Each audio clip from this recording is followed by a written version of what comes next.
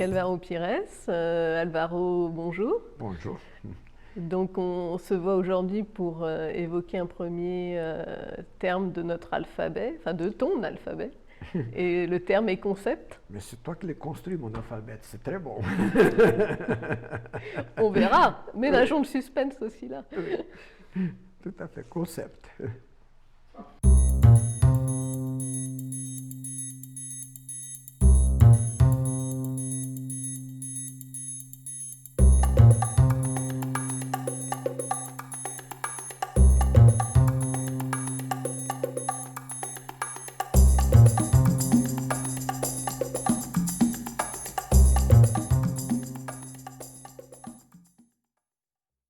Qu'est-ce qu'on veut saisir à travers le concept comme chercheur? Oui, il ne s'agit pas tant de fois de... Je pense que là, il faut être économe. Il ne s'agit pas tant...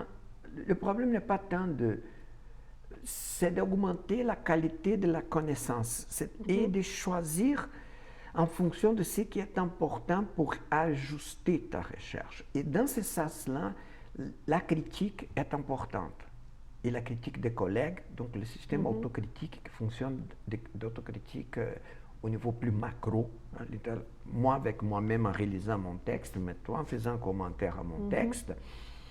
Parce que si on n'est pas capable, personne n'est capable de définir tous les termes qu'il utilise, ni même les concepts fondamentaux que nous utilisons. Et des fois, on doit même partir... mais ça, c'est dans toutes les sciences. La biologie a commencé avant de définir la vie, la mathématique avant de définir le numéro et les zéros. Et moi-même, je travaillais à un moment donné avec l'objet de la criminologie, mais je ne savais pas définir criminologie. Donc, il peut y avoir toutes sortes de... Cela ne veut pas dire que l'autre... Ce n'est pas un simple problème logique. Ça ne veut pas dire que toute la contribution qu'on fait ici est annulée parce que tu n'as pas fait l'autre avant. Ça ne marche pas de même, heureusement. Sinon, ça serait vraiment mal pris. Ouais. Et donc là, on fait des apprentissages. Donc, je cherche, parce que tous les problèmes de concept, une des parties du concept, c'est où chercher mes concepts. Là, on peut avoir où chercher. Donc, pour ça, il y a une absence totale de normes méthodologiques. Hein. Là-dedans, il y a un problème de contingence, de curiosité et d'exploration. Ouais. Mais est-ce que toi, tu proposes pas quelque chose comme stratégie quand même? Oui, c'est-à-dire, bon. Et j'aimerais que peut-être ce soit l'occasion là au niveau des concepts, tu sais, parce que tu m'expliquais qu'il y avait donc concept au niveau sens commun, concept au niveau institutionnel et la création du chercheur. Oui, en fait, là oui, ok. Moi j'aime effectivement, dans le travail en sciences humaines, j'aime travailler avec trois grandes catégories de concepts. Je trouve ça éclairant, mais ce n'est pas une typologie qui, comme toute typologie, ne peut pas être exhaustive et n'a aucune prétention d'être exhaustive. D'ailleurs, ce serait bon que plus tard, dans une méthodologie qualitative, on arrête un petit peu avec cette idée d'analyse exhaustive de ceci et de cela, parce que normalement, c'est nous qui sommes fatigués. C'est pas qu'on a épuisé tous les potentiels. Le concept de saturation, c'est moi qui ai saturé. Je suis vraiment saturé, je ne peux plus. C'est circulaire. Mais il y a un rapport de données avec moi-même, un employé. C'est une idée d'horizon aussi qui pousse un peu de temps en temps quand on est fatigué. Non, c'est qu'il faut arrêter.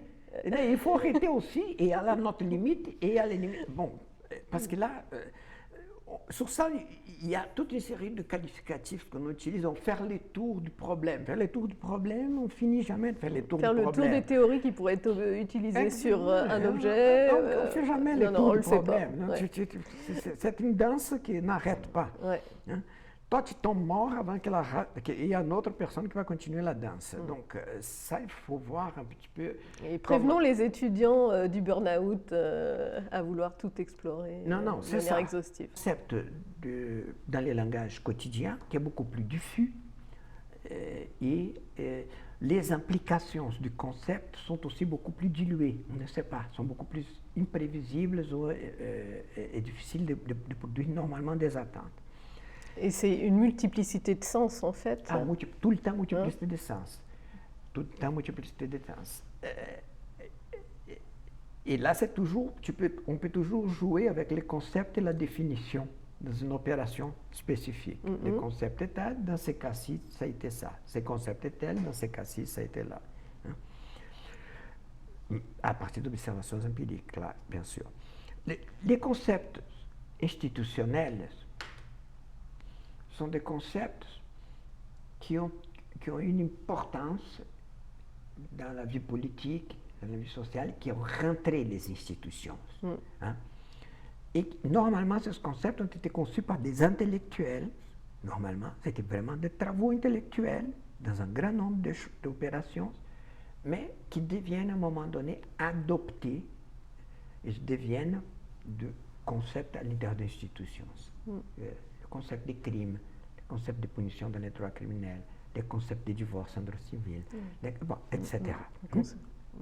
Ce sont des concepts que ça nous permet, comme chercheurs, de prendre, quand on commence une recherche, on peut demander, est-ce que je travaille sur un concept clé important qui non seulement peut avoir une définition dans la science, mais peut avoir une définition dans l'institution, dans l'institution que j'observe. Et là, on peut poser la question, une question que Bourdieu des fois posait aussi, est-ce que moi, comme chercheur, j'adopte les concepts d'institution, je n'adopte pas, est-ce que je prends distance? Mais la question est essentielle, d'ailleurs. La question est essentielle. Non, tout à fait essentielle. Parce que c'est le point de départ. Non, tout à fait essentiel, parce que si tu fais ça inconscient, c'est un problème. Si tu fais ça conscient, tu peux contrôler certains effets. C'est ça la vigilance épistémologique, tu peux l'avoir. Mais en cas contraire, non. Et donc, oui. Donc là, il faut absolument savoir et voir les implications de ça dans l'institution et par rapport. Donc, on a ces trois niveaux-là. Alors, pour les concepts institutionnels, il y a eu des contributions très importantes, même dans la philosophie du langage. Par exemple, je pense à Searle, à John Searle, qui a travaillé et proposé un concept que j'utilise beaucoup, et chaque fois plus de manière différente, qui est le concept de normes constitutives. Parce que ces concepts institutionnels, ils ont la particularité d'être concepts qu'on appelle aussi des fois dans le langage philosophique, pour distinguer de la science, concepts normatifs. C'est-à-dire, mais je préfère le terme institutionnel parce que ça distingue plus que c'est dans une institution spécifique que ça va prendre la forme. Donc, la définition, comment est-ce que cette institution définit telle chose, parce que là, une partie de ces pratiques institutionnelles, pas toutes, vont être redevables à l'actualisation de ces concepts dans des situations concrètes spécifiques. Et ça nous permet donc de prendre distance comme chercheurs.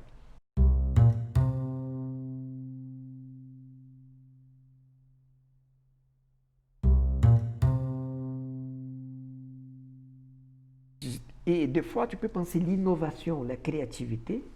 Imagine qu'on veut, comme chercheur, veut proposer la créativité. Et imagine si tu vois que le système de droit criminel est complètement bloqué parce qu'essentiellement, il reproduit dans tous les cas, surtout quand les crimes sont devenus plus graves, ce qui arrivait d'ailleurs dans le droit canon aussi, la notion de punition comme une infliction volontaire de la souffrance. On cherche à infliger la souffrance à l'autre et on trouve ça magnifique comme finalité.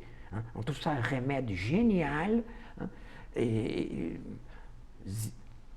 Zimmer va faire des blagues, Durkheim va faire des blagues dans d'autres études avec ça, mais on trouve ça.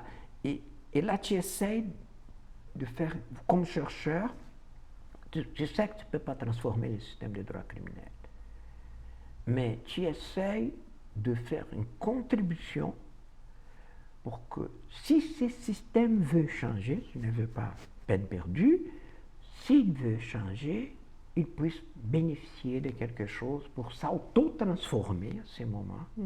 Donc là, on peut utiliser les concepts qui ont été utilisés aussi dans la sociologie des organisations d'auto-transformation. Et les sciences sociales peuvent fonctionner comme la philosophie pourrait le faire aussi, si elle fait ce travail, c'est de faire des contributions au plan des idées pour que un système, et là, les concepts peuvent devenir non seulement des concepts descriptifs, non seulement des concepts explicatifs, ni seulement des concepts méthodologiques, mais aussi des concepts transformateurs. C'est-à-dire dont la visée est de permettre une institution qui est intéressée à faire une évolution de palier, pour utiliser une définition de Sismondo, notre philosophe français qui a travaillé sur les objets techniques. S'il veut faire une évolution de palier au niveau axiologique même de sa propre pratique. C'est-à-dire, je veux obtenir une pratique qui sera plus respectueuse des valeurs axiologiques positives du système lui-même, qu'on est capable de trouver dans le discours officiel du système lui-même, mais qu'il départ de ça parce qu'il est pris dans un autre type de théorie pratique qui finit pour aboutir à des résultats complètement paradoxaux, comme tuer pour montrer que la vie est importante, envoyer la peine perpétuelle pour montrer que la dignité du roi, de la société, des victimes, du système pénal, de l'opinion publique, et puis ce que tu veux, tu peux changer à qui tu vas t'adresser la dignité, mais le processus même, tu es pris dans la même dynamique. Mais donc, avec concept transformateur, là, on dépasse... Là, on est dans une autre... Effectivement, on est autre chose que dans la description, mais est-ce qu'on est toujours dans autre chose que de la description quand on crée un concept ou... Non, je dirais que pas nécessairement. En tout cas, moi, je ne lisais pas nécessairement les auteurs de cette façon et je ne me voyais pas dans ma pratique de cette façon. Donc, quand j'essaie de définir, par exemple, système d'idées, pour travailler avec la notion de système d'idées, j'avais un problème. La notion de système d'idées. Alors, le premier problème que j'avais, c'est comment est-ce que je distingue système d'idées de théorie, parce que je pourrais dire la théorie est un système d'idées, oui, un marxisme peut être un système d'idées. Hein? Bon, c'est une interaction pour bien. Hein? Mais dans le cas du système de droit criminel, ce système d'idées-là, et là je suis dans l'observation empirique, vous voyez le problème. Je suis d'un côté avec mon problème conceptuel, de l'autre côté avec mon objet. Parce que ça, je pense que c'est un point important. Quand nous travaillons avec concept en science, je pense qu'une des particularités, de notre travail, c'est la mise en relation. Ce n'est pas tant le concept comme tel, c'est la mise en relation du concept avec des observations factuelles ou des données d'observation d'un certain type. C'est là que nous travaillons cette jonction. C'est pour ça que j'aime beaucoup la métaphore de Gregory Bateson.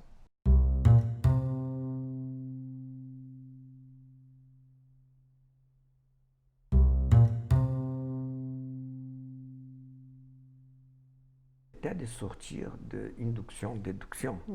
Parce que je comprenais que chaque fois que je donnais un cours de méthodologie, mes étudiants, des fois mon désaccord avec eux, c'est qu'ils étaient trop vite dans l'induction et ne voyaient que de l'induction. Donc je ne comprenais pas. Et j'ai vu qu'à un moment donné, lisant Gregory Bateson, il raconte cette expérience. Lui, quand je lis ça, je dis, c'est le même problème que j'ai. Donc j'essaie de voir quelle était la solution que Bateson avait trouvée. Parce que Batson dit, il faut voir le message que j'essaie de transmettre. On va être très modeste, il faut le présenter comme ça. Le message que j'essaie de transmettre à mes jeunes chercheurs était que dans un certain type de recherche au moins, nous faisons une opération, et Batson va dire, en forme de pince. Ça veut dire que nous avons deux points de départ, encore une expression de Batson, pas un seul. Un, c'est mes observations factuelles et la construction de mon problème. Qu'est-ce que je vois là? L'autre, c'est ma boîte d'outils et de réflexions sur, Batson utilisait des fois une expression qui n'était pas nécessairement plus claire, fondamentale, les fondamentaux. Des raisonnements, des cadres analytiques, de manière de... Donc, il dit, j'ai deux choses là, et c'est tout le temps, approcher l'un de l'autre. Donc, on laisse de penser, on peut bénéficier beaucoup de contributions des philosophes, parce que les philosophes, ils peuvent penser au concept plus dégagé, mais nous, non. Nous sommes dans l'articulation. Alors, on peut bénéficier de ce travail-là, mais après, il faut qu'on fasse ça. Il faut qu'on fasse cette articulation en forme de pince. Et c'est ça qui... Mais en fait, il faut, j'ai l'impression que de toute façon, c'est ce qu'on fait. Mais qu'on a par contre du mal, en effet, comme tu disais, des étudiants disent que c'est de l'induction, alors qu'en fait, ils font nécessairement de la déduction et de l'induction en même temps. Et nous, on l'expérimente aussi. Mon expression n'était pas bonne, n'était pas il faut. C'est-à-dire, il faut trouver la manière de communiquer ça. Parce que c'est ça, exactement. Parce qu'il y a beaucoup, parce que même pour nous, il y a beaucoup de choses que nous faisons et qui ne sont pas conscients. C'est difficile à transmettre cette idée, donc il faut, nous, qu'on essaye de la rendre la plus transparente possible. Sutherland disait que même nous, Sutherland utilisait, mais dans le langage ancien, aujourd'hui, on sait que, mais comme langage figuré, je trouve que c'est très bon.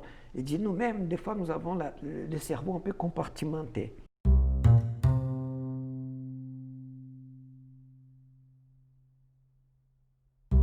C'est très bien certaines choses ici, mais de l'autre côté, nous pouvons n'appliquer pas du tout ça et penser exactement au contraire.